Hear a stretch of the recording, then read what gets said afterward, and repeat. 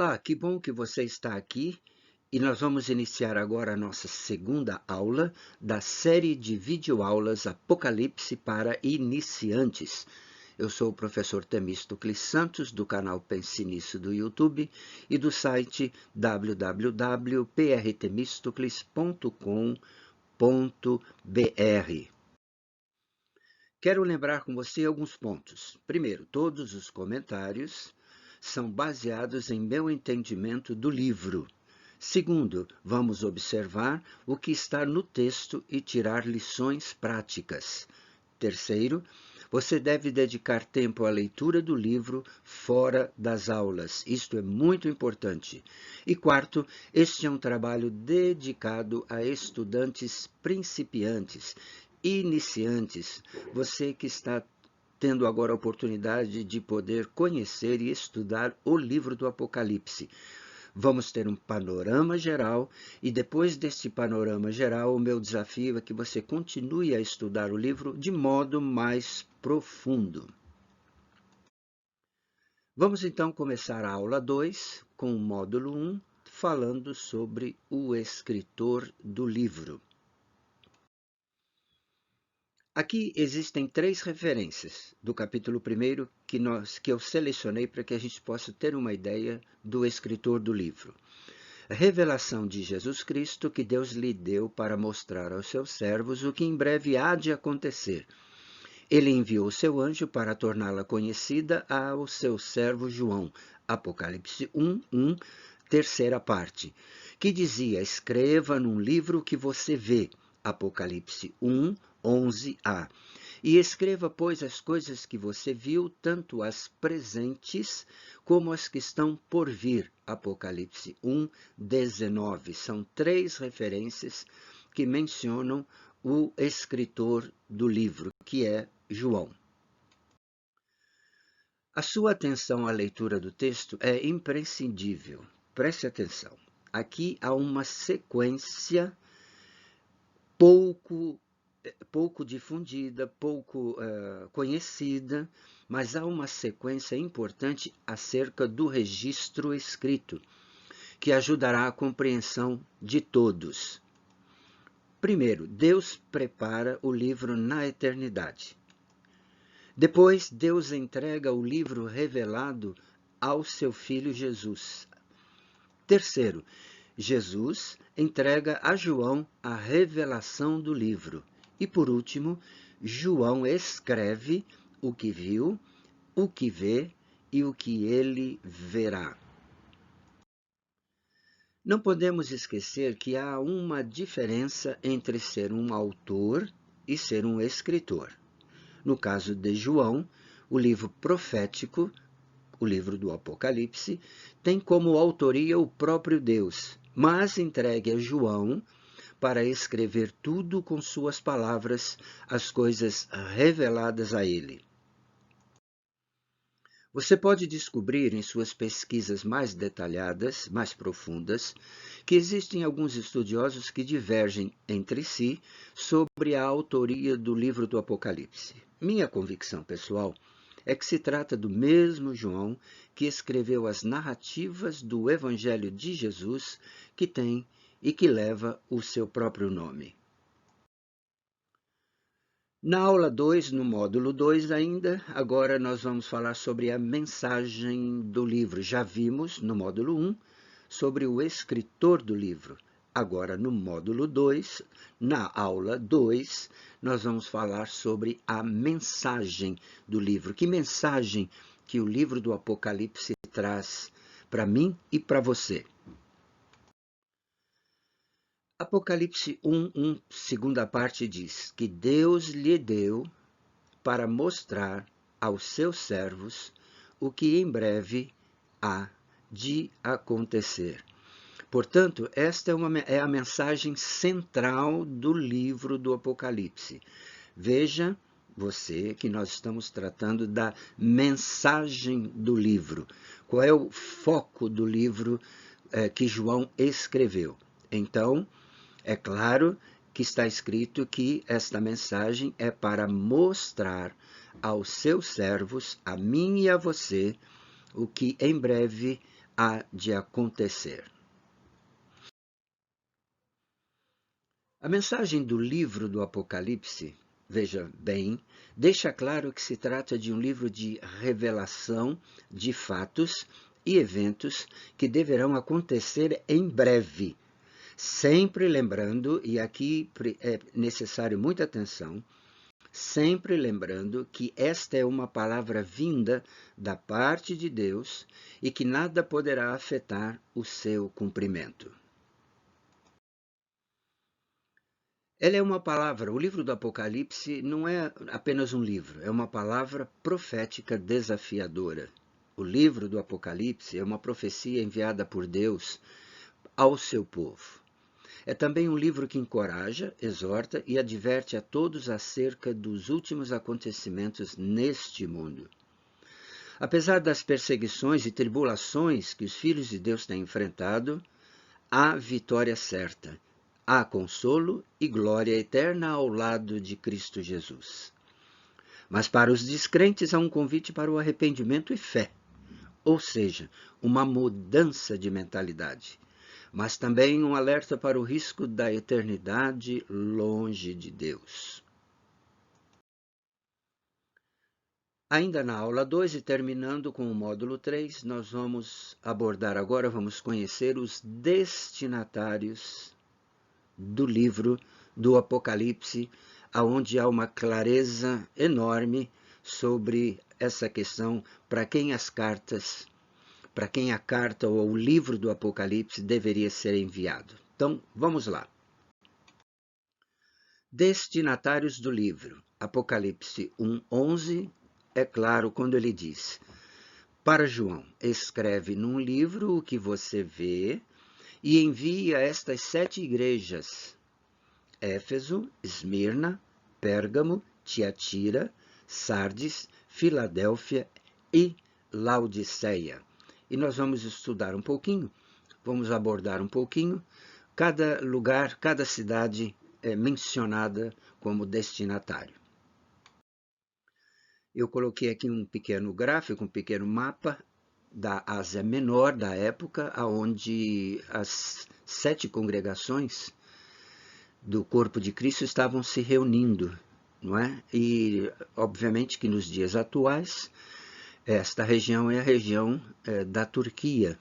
Então, é só para que você tenha uma ideia, tenha uma noção de onde estas assembleias ou estas congregações, estas cidades se localizavam.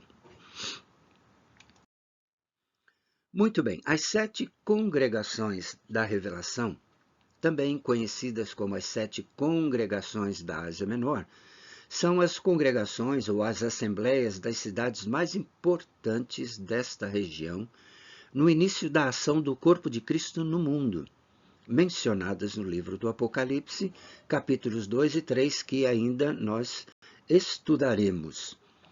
Atualmente, as ruínas destas antigas cidades encontram-se na Turquia.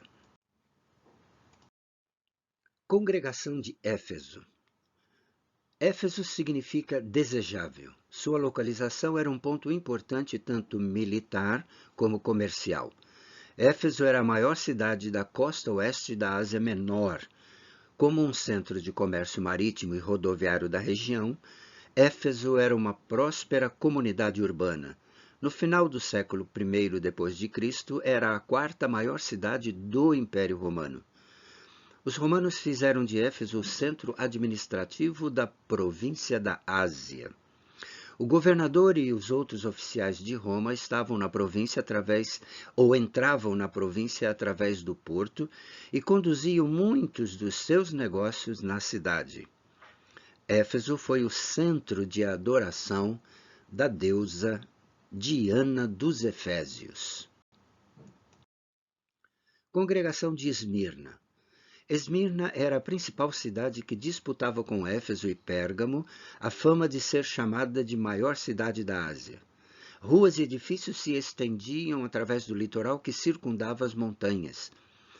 Fontes emanavam com águas do aqueduto da cidade, e um teatro ficava numa das áreas mais altas da cidade, e de lá se contemplava a parte mais baixa da cidade. Esmirna reivindica o título do berço do poeta Homero e construiu um relicário em sua honra. Uma biblioteca, ginásios, termas e um estádio contribuíam para a cultura e a vida cultural de Esmirna. Congregação de Pérgamo. Pérgamo foi a maior cidade no oeste da Ásia Menor nos tempos do Novo Testamento. Pérgamo foi a primeira cidade do Império Romano a construir um templo dedicado ao imperador Dominiciano. Está situada em um espaçoso vale a 26 quilômetros do mar Egeu, naquilo que hoje é a Turquia. E no tempo em que o Apocalipse estava sendo escrito, Pérgamo tornou-se parte do Império Romano. Mas, por causa da localização e importância, os romanos usaram-na como centro administrativo da província da Ásia. Congregação de Tiatira, cidade de Tiatira. Tiatira era um centro comercial da Ásia Menor, a nossa moderna Turquia. Estava localizada num fértil vale no qual passavam rotas de comércio. Embora destruída por um terremoto durante o reino de Augusto, em 27 a.C. até 14 d.C., Tiatira foi reconstruída com a ajuda romana. Produtos têxteis eram os mais importantes em Tiatira. Uma das comerciantes de roupas da cidade era uma mulher chamada Lídia, mencionada até pelo apóstolo Paulo, que conduzia negócios em lugares distantes como a cidade de Filipos. Congregação de Sardes. Sardes era uma das cidades legendárias da Ásia Menor, onde hoje é a Turquia também. No século VII a.C., Sardes foi a capital da Lídia. Ouro foi encontrado no rio próximo de Sardes e reis moravam lá, renomados por sua riqueza. O Império Sassânida capturou Sardes no século VI e fez dela um centro administrativo para a parte oeste do seu império. A famosa Estrada Real conectava Sardes com outras cidades do leste. Nos tempos do Novo Testamento, Sardes foi parte da província romana da Ásia. Congregação de Filadélfia. Filadélfia fica num vale aos pés de um platô montanhoso. Os reis de Pérgamo fundaram Filadélfia como um posto avançado do seu reino no século II a.C. A cidade estava localizada ao longo de uma importante estrada que ligava Pérgamo ao norte com Laodiceia ao sul. Nos tempos do Novo Testamento, Filadélfia fazia parte da província romana da Ásia. A cidade foi devastada por um terremoto em 17 d.C., e por um tempo as pessoas viveram com medo de tremores. A cidade foi reconstruída com a ajuda do imperador romano e o nome Filadélfia significa amor fraternal. Congregação de Laodiceia. Laodiceia fica no principal cruzamento de estradas dos vales da Ásia Menor, no que hoje é a Turquia. A cidade estava situada numa montanha que dava para um vale fértil e majestosas montanhas. Nos tempos romanos, a cidade era um importante centro de administração e comércio. As questões de justiça da região eram ouvidas em Laodiceia e fundos eram depositados nos bancos da cidade para segurança. Embora danificada por terremotos durante o reinado de Augusto, que de 27 a.C. e 14 d.C., e novamente em 60 d.C., a cidade continuou reconstruindo e prosperando. Antigamente, a água da cidade vinha de arquedutos das fontes termais ao sul da cidade. Porém, até chegar em Laodiceia, a água ficava morna. Muito bem. Terminamos então a aula 2, ainda do capítulo 1, não esquecendo e sempre lembrando que cada aula nós abordamos e colocamos um questionário que deve ser feito, preenchido, para relembrar tudo aquilo que nós já vimos nas aulas. Recapitulando, não deixe de ler o capítulo correspondente de cada aula durante a semana. Segundo, repita quantas vezes for necessário as aulas para melhor entendimento. Faça o questionário desta aula e envie as respostas para o meu contato para revisão e para receber um e-book no final das aulas do livro. Aqui está o questionário da aula 2, que acabamos de ministrar nesse momento. São 5 perguntas. Quem é o autor do livro do Apocalipse? Quem é o escritor do livro do Apocalipse? Qual a mensagem central do livro do Apocalipse? Quais os destinatários do livro do Apocalipse? E onde João estava quando escreveu o livro do Apocalipse? Muito bem, terminamos a aula 2, nesta série de videoaulas Apocalipse para iniciantes. Aguardo você na nossa próxima aula, quando estaremos terminando o capítulo 1º do livro do Apocalipse. Então, até lá!